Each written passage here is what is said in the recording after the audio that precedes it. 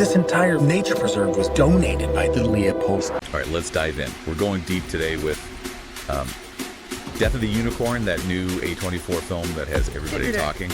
You sent over a ton of stuff, articles, press releases, even saw some early reactions in there. Yeah, it's quite a bit. Kind of like getting a sneak peek behind the curtain. See how the sausage is made, so to speak. Love that. So before we get lost in all the details, what's the core idea that everyone's so hyped about? Well, at first glance, it sounds pretty straightforward. You've got a dad and his daughter, played by Paul Rudd and Jenna Ortega. Oh, I love them both. They accidentally hit a unicorn with their car, like a road trip gone very, very wrong. Right, but knowing A24 and their, let's say, unique style, I doubt it's just a simple accident. You got it.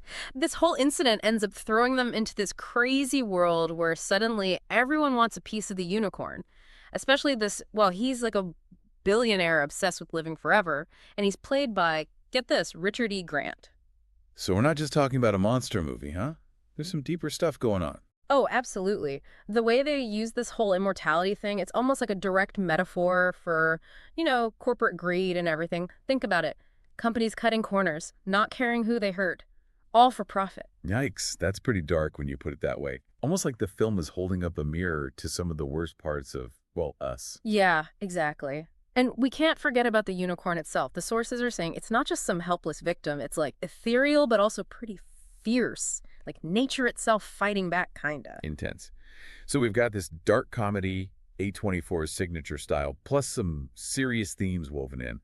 What about the people behind it all? The director, the actors, all that. Right. So the director, Alex Scharfman, he's known for his pretty sharp satirical stuff. Okay. And he's put together a pretty impressive cast, gotta say. Yeah, Paul Rudd and Jenna Ortega are a killer combo. Yeah. What can you tell me about their characters? Like, who are they in this crazy story? Well, Rudd's character, Elliot, he seems like your average Joe, thrown into this bonkers situation. But the sources are hinting at, like, some serious emotional stuff. Yeah. He's a dad, he's got to protect his daughter, and he's wrestling with the ethics of it all. I totally see Rudd bringing that, awkward charm and realness to the role. And Jenna Ortega, she's been everywhere lately. Seriously. She plays Ridley, the daughter, and it doesn't sound like she's just some damsel in distress, thank goodness.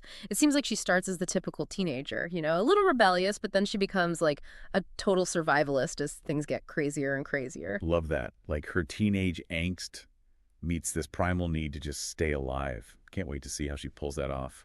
Oh, and then there's Richard E. Grant as Magnus Leopold, the villain. He's the one who wants to drain the unicorn dry, basically, to live forever, naturally. There's this chilling line in the trailer. He says, "We have a moral obligation to collect every single one." Whoa, that is seriously creepy. Sends chills down your spine. Right. And it makes you think about how, corporations justify all kinds of messed up things in the real world. Yeah, scary stuff. So it's not just the main three, right? There are other big names in this, too. You bet. You've got Will Poulter, Téa Leoni, Anthony Kerrigan, Sunita Mani, Jessica Hines. Talk about talent. Wow. Yeah. Sounds like Scharfman put together the dream team to bring this wild mix of satire, horror, and social commentary to life. Definitely. Okay, so we've got this killer cast, director, and the premise itself is, well, captivating, but kind of unsettling too. Yeah. What about the music? I hear John Carpenter, the legend himself, is doing the score. Yep.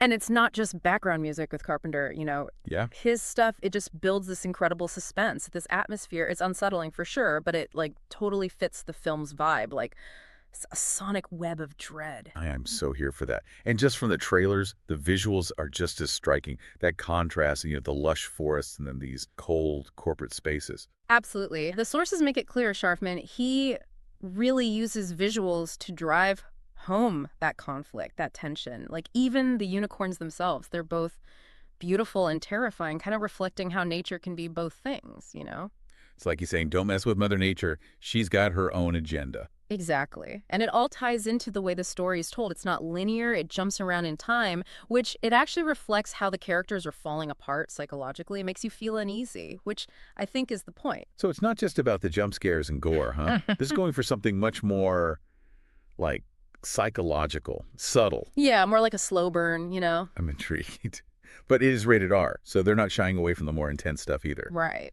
Okay, so this is shaping up to be quite the cinematic experience for sure. But let's talk release. Where can people actually see this thing? Well, first up, it's premiering at SXSW, which, that's when they showcase the more out there films, right? Yeah, makes sense. A festival that loves to push boundaries, challenge expectations. Perfect fit. And then what? Wide release after that. Yep. A few weeks later, it's hitting theaters everywhere, timed perfectly for spring break, actually. Smart move. They're definitely going for both critical acclaim and box office success. Oh, and I almost forgot, Ari Aster. The guy behind Hereditary, he's an executive producer on this one. That's a big deal. Definitely adds to the buzz. And with A24, they're masters at creating buzz. I think they're on track to do both. And this film has it all. A great premise, that amazing cast, a director known for his, sharp wit. It's a recipe for success. Totally agree. It's like they've hit on something that speaks to, what we're all anxious about right now, this blend of horror, fantasy, and making us think about society. It feels super relevant. Definitely. And with A24's style, it's going to be visually stunning, and it's going to make you think. Guaranteed. Okay, so we've got the basic story, the cast, director, even Carpenter doing the music. But what about the unicorn itself? What more can you tell me about that? Well, that's where things get really interesting. The unicorn, it's more than just some, mythical beast in this film. It's I think, a symbol. Yeah. It represents something deeper. It's true. Unicorns are, everywhere these days. Not just movies. It's fashion, design, even food. It's like this collective obsession. Exactly. And this resurgence, I think it says something about where we're at as a society. So what's driving this obsession? Is it just because, they're cool? Or is there something more going on? I think there's got to be more to it. Some critics, they argue that it's this longing for, innocence, purity, in a world that, let's be honest, can be pretty messed up. Yeah, like an escape, right? A yearning for something simpler. Right, exactly. This image of something pure, magical. It's comforting. Makes sense. But the unicorn in this film, it's definitely not just some innocent creature. Nope, not at all. And that's where Death of a Unicorn gets really interesting. It takes that whole purity thing and, flips it on its head. So instead of representing innocence, the unicorn in this film, it's more like it represents nature's power, raw, untamed. This reminder that nature can be beautiful, yeah, but also super destructive. And the film doesn't shy away from that destructive side, does it? The trailers, they hint at some pretty intense stuff. Yeah, from what I've gathered, the violence, it's not just there for shock value. It's more like a visceral way to show what happens when you mess with the natural order of things, like nature's way of fighting back. So, a cautionary tale about what happens when greed and pain go unchecked. Precisely. And by using this mythical creature, the unicorn, it taps into something deeper, something primal. It's a story that plays on our fears about, our relationship with nature. I'm really curious to see how they balance the horror aspect with the social commentary. It's a tough thing to pull off. Yeah, it does. But if anyone can do it, it's probably A24, right? True. They're known for pushing those boundaries, blending genres, and with Alex Scharfman directing, with his satirical style, I think they're in good hands. And what about the critics? What are they saying so far? Well, it's still early, but the buzz is definitely positive. They're praising the mix of genres, the visuals, those thought-provoking themes. Any standout comments about the acting? Jenna Ortega, people are loving her performance as Ridley. They're calling it, fierce, captivating. Seems like she really nails that transformation from teen to survivor. That's awesome. I've been a fan since Wednesday. What about Paul Rudd? Rudd, he's Rudd, right? Charming, relatable. But critics are saying he brings real emotional depth to Elliot. They say he captures that internal struggle really well. Sounds like he's really pushing himself with this role. And what about Richard E. Grant? He must be amazing as the villain. Oh, totally. They're saying he steals every scene he's in, calling him chillingly charismatic and all that. So we've got great acting, awesome visuals, Carpenter on the score. I'm still really intrigued by this whole nonlinear storytelling thing. How does that actually work in the film? Well, it seems like Scharfman uses those jumps in time to, mirror the characters' mental states. As things get more chaotic, the timeline gets more fragmented, reflects their confusion, their anxiety. Clever. It's like the film itself becomes a reflection of their inner turmoil and the visual style. The trailers hint at some amazing imagery. The cinematography is top-notch, definitely. Critics are raving about the contrast between nature and the man-made world and how they use special effects to bring the unicorns to life. You mentioned earlier that the film kind of subverts what we think we know about unicorns. Can you talk more about that? Sure, we tend to think of unicorns as, gentle, magical, all about purity and innocence, but Death of a Unicorn shows us this darker, more primal side. So instead of being symbols of hope, they're more like, Yeah. what? They're like this force of nature, capable of incredible beauty, yeah, but also terrifying destruction. And their power, it's directly linked to the natural world. The more we mess with their environment, the more powerful and unpredictable they become. It's like the film is sending a message. Don't underestimate nature. Don't exploit it because it will fight back. And that message is so relevant right now. We're in the middle of this huge environmental crisis, and we caused it. We've been exploiting the planet for centuries, and now we're seeing the results. It's like the film is holding up a mirror, forcing us to see the damage we've done. It's a wake-up call. Exactly. And by putting it all in this horror fantasy setting, the message hits harder. It plays on our deep-seated fears about nature's power and the consequences of our actions. So it's not just about thinking, it's about feeling. It's designed to shake us out of our comfort zones. Right. And that's the power of good storytelling, right? It can make us feel things, make us think differently about the world. So what about the ending? Yeah. Any hope? Or is it just depressing? I don't want to spoil anything, but I'd say the ending is definitely thought-provoking.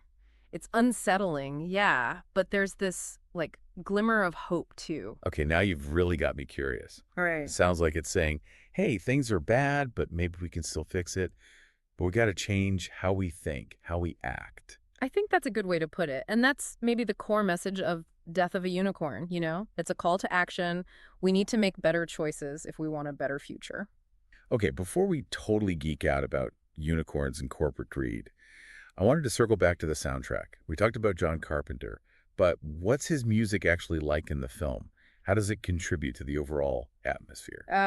Carpenter. He's a master of suspense. And his score for this film is, well, it's classic Carpenter. Sure. It's got those synthy soundscapes, those haunting melodies, all perfectly matched to that dark, unsettling vibe of the film. I could already hear it, like this sonic tapestry of dread just weaving its way through the whole movie, making everything more intense. Exactly. It's not just background music. It's part of the storytelling. It creates this feeling of unease, this anticipation, keeps you on the edge of your seat. So, to recap, we have a really thought-provoking story, an amazing cast, those incredible visuals, and a soundtrack by John Carpenter. Seriously, what more could we ask for? Well, there's one more thing I think we should talk about. The film's potential impact, on culture. Right. We talked about the whole unicorn craze. So what kind of conversation do you think this film might spark? I think this could be a real conversation starter. It deals with some serious topics. Greed, the environment, the whole immortality thing. And using the unicorn as the symbol, it makes you think about these issues in a new way. It's more than just a movie then. It's a cultural commentary. Exactly. And I think it's going to resonate with people who are already feeling anxious about how things are going in the world. It acknowledges our fears, but it also gives us a little bit of hope. Like it's saying, yeah, things are messed up, but we can still find beauty and wonder. And maybe, just maybe, we can fix things. That's a great way to put it. And I think that message of hope, that's what makes this film so powerful. It's not just horror, it's a call to action. It's a call to protect nature, to fight against greed, to find a way to live better. Yeah, exactly. And A24, they have a knack for making films that spark conversations. I think this one is going to do just that. Well, color me intrigued. I can't wait to see it and unpack it all myself. I'm excited to hear your thoughts after you see it. I think it'll spark a lot of debate, a lot of discussion, which is a good thing. Definitely. I'm already thinking about the different interpretations, the conversations it might start. And that's the beauty of films like this. They stay with you. They make you think critically about the world. Okay, I think we've covered pretty much everything. We've gone through the premise, the characters, the themes, the visuals, the music, the whole unicorn thing, even the film's potential impact. Yeah, we really went deep into the world of Death of a Unicorn, that's for sure. And honestly, I'm more excited to see it now than I was before. This has been such a eye-opening conversation. Thanks for all the insights. Glad you enjoyed it. And remember, this is just our first take, Once you see it, we can chat again, talk about your own reactions. I'm already looking forward to that. Well, until then, keep exploring those hidden meanings in everything you see. And who knows, maybe we'll stumble across a unicorn or two along the way. Just don't get too close. Good advice. It's been great chatting with you. Always a pleasure to dive into these topics. Right back at you. And to our listener, thanks for sending us this awesome material. We hope this was interesting, got you thinking. Let us know what you think about Death of a Unicorn after you see it. And until next time, keep exploring, keep questioning, and keep those unicorn horns sharp. You know, it's wild how Death of a Unicorn uses this, like, mythical creature to talk about these big, real issues. But I'm curious, when you think about the unicorn itself, what does it mean to you? I mean, we talked about how it's everywhere now, but, like, what does it symbolize? That's a good question.